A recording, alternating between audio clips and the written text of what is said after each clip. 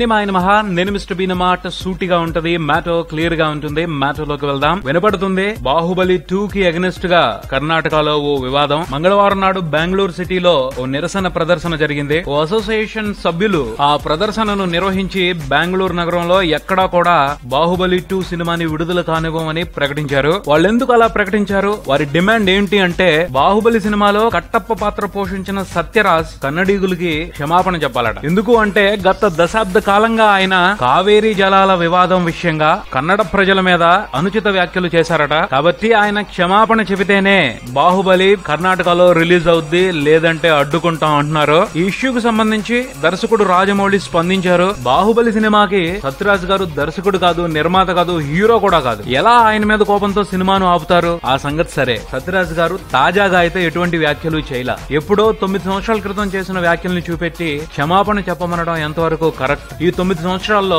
కర్ణాటకలో సత్యరాజ్ గారి సినిమాలే ఆడలేదా? 30 సినిమాల పైన వచ్చాయి.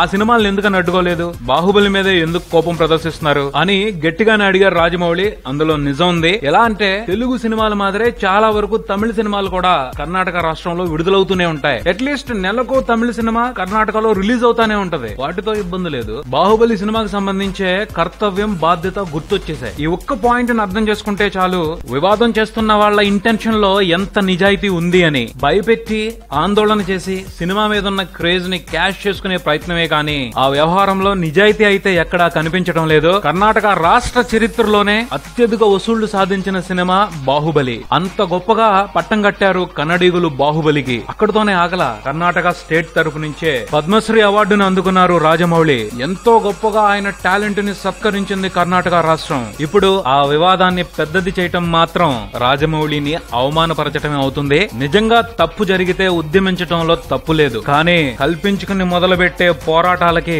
ప్రజాస్పందన దక్కిన దాఖలాలు చరిత్రలో లేవు. కర్ణాటక ప్రజలు న్యాయం వైపే నిలబడతారని ప్రత్యేకంగా చెప్పుకోవాల్సిన అవసరం లేదు. ఇలాంటి సంఘటనలు చాలా సందర్భాల్లో జరిగిన వివరాలు ఉన్నాయి. సినిమా వాళ్ళు రాజకీయ నాయకులు కాదు. ఆ పైన సినిమా మీద కోట్లు బడ్జెట్ ఖర్చు పెట్టుంటారు. ఎందుకు వివాదాలు? చర్చించుకుని సెటిల్ చేసుకుందాం అనే వ్యవహారాలే ఎక్కువ నడుస్తా ఉంటాయి. ఆ బలహీనతను పట్టుకునే లాభపడాలని వీలును బట్టి ఆలోచనలు చేస్తా ఉంటారు. బాహుబలి 2 ని ప్రొడ్యూసర్సే ఓన్ గా కర్ణాటకలో రిలీజ్ చేసే అవకాశాలు కనిపిస్తున్నాయి. చూడాలి మరి ఈ వివాదాన్ని వాళ్ళు ఏ విధంగా ఫేస్ చేస్తారో. మరిన్ని అప్డేట్స్ కోసం please do subscribe Maruthi talkies. Thank you.